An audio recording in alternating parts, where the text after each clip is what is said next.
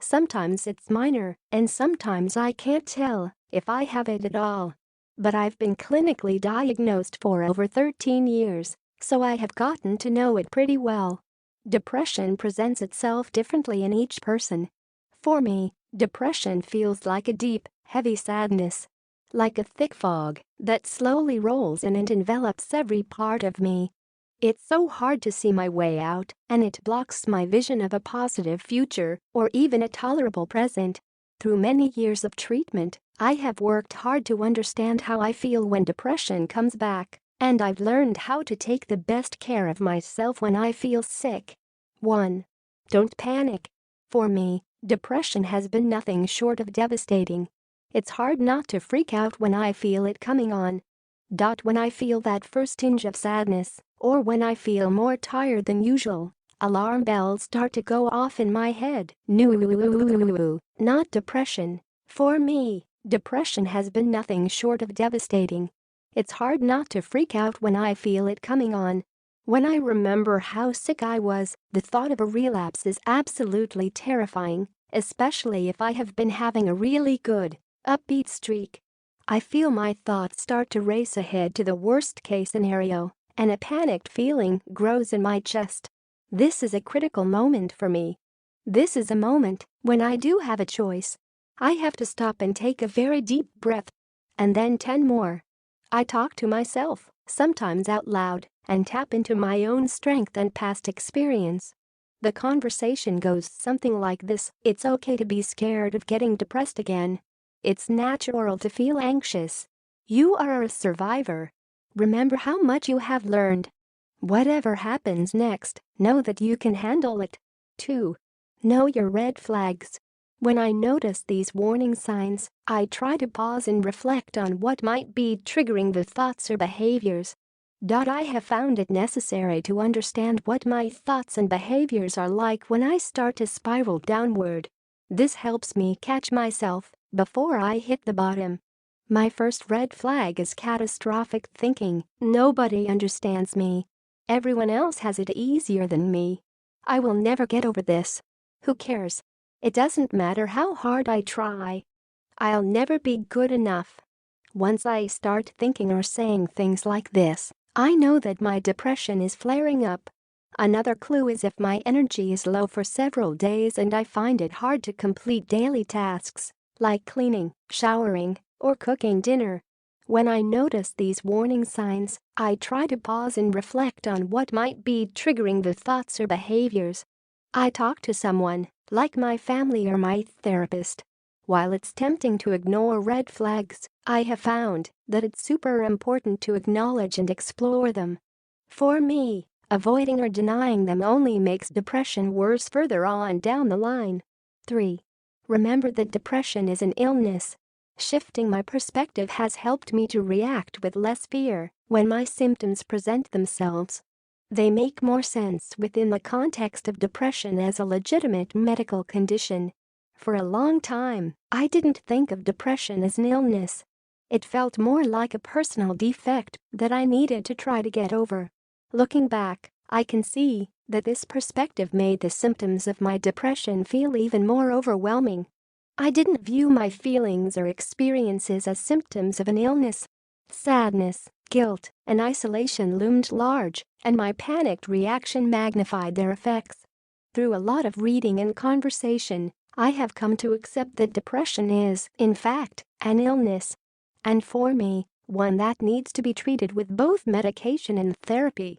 Shifting my perspective has helped me to react with less fear when my symptoms present themselves. They make more sense within the context of depression as a legitimate medical condition. I still feel sad, afraid, and lonely, but I am able to recognize those feelings as connected to my illness and as symptoms that I can respond to with self-care. 4. Realize that these feelings won't last. Allowing myself to feel the depression and accept its presence alleviates some of my suffering. One of the hardest features of depression is that it makes you think it will never end, which is what makes the onset so scary. A difficult piece of my work in therapy has been accepting that I have a mental illness and building my ability to tolerate it when it flares up. As much as I wish it would, depression won't just disappear. And somehow, as counterintuitive as it seems, allowing myself to feel the depression and accept its presence alleviates some of my suffering. For me, the symptoms don't last forever. I have made it through depression before, and, as gut-wrenching as it was, I can do it again. I tell myself that it is okay to feel sad, angry, or frustrated. 5. Practice self-care. I practice coping skills every day, not just when I am at my worst. This is what makes them more effective when I do have an episode of depression. For a long time, I ignored and denied my symptoms. If I felt exhausted, I pushed myself harder, and if I felt inadequate, I took on even more responsibility. I had a lot of negative coping skills, like drinking, smoking, shopping, and overworking. And then one day I crashed and burned. It took me 2 years to recover. Which is why, today, nothing is more important to me than self-care. I had to start from the bottom and rebuild my life in a healthier, more authentic way. For me, self-care means being honest about my diagnosis. I don't lie anymore about having depression. I honor who I am and what I live with. Self-care means saying no to others when I am feeling overloaded. It means making time to relax, to exercise, to create, and to connect with others. Self-care is using all my senses to soothe and recharge myself, body, mind, and spirit. And I practice coping skills every day, not just when I am at my worst. This is what makes them more effective when I do have an episode of depression. They work because I've been practicing. 6. Know when to ask for help. I believe that I deserve help in treating my depression, and I recognize that I can't do it on my own. Depression is serious. And for some people, like my dad, depression is fatal. Suicidal thoughts are a common symptom of depression. And I know that, if and when I have them, they are not to be ignored. If I ever have the thought that I would be better off dead, I know that this is the most serious of red flags. I tell someone I trust immediately, and I reach out for more professional support. I believe that I deserve help in treating my depression, and I recognize that I can't do it on my own. In the past, I've used a personal safety plan that outlines specific steps I would take in the event of suicidal thoughts. This was a very helpful tool. Other red flags that indicate I need to step up my professional help are frequent crying, prolonged withdrawal from family or friends, no desire to go to work. I always keep the National Suicide Prevention Lifeline number 800-273-8255 programmed into my cell phone so that I have someone to call at any minute of the day or night. While suicidal thoughts don't mean that suicide is inevitable, it's so very important to act immediately when they come up. Suicide prevention. If you think someone is at immediate risk of self-harm or hurting another person, call 911 or your local emergency number. Stay with the person until help arrives. Remove any guns, knives, medications, or other things that may cause harm. Listen, but don't judge, argue, threaten, or yell.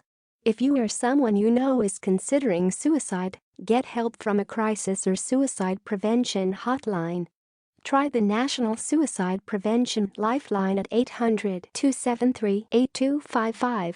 7. You are not your depression. It's critical for me to remember that I deserve to, and will, feel better. I am not my diagnosis or my mental illness. I am not depression, I just have depression. When I am feeling especially blue, this is something I say to myself every day.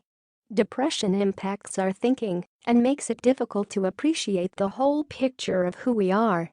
Remembering that I am not depression puts some of the power back into my hands. I am reminded that I have so much strength, ability, and compassion to use in support of myself when depression strikes. While I can't control my symptoms, and while nothing is more difficult for me than experiencing depression, it's critical for me to remember that I deserve to, and will, feel better.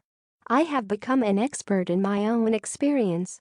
Developing awareness, acceptance, self-care, and support have shifted the way that I cope with depression. To paraphrase one of my favorite internet memes, I have survived 100% of my worst days.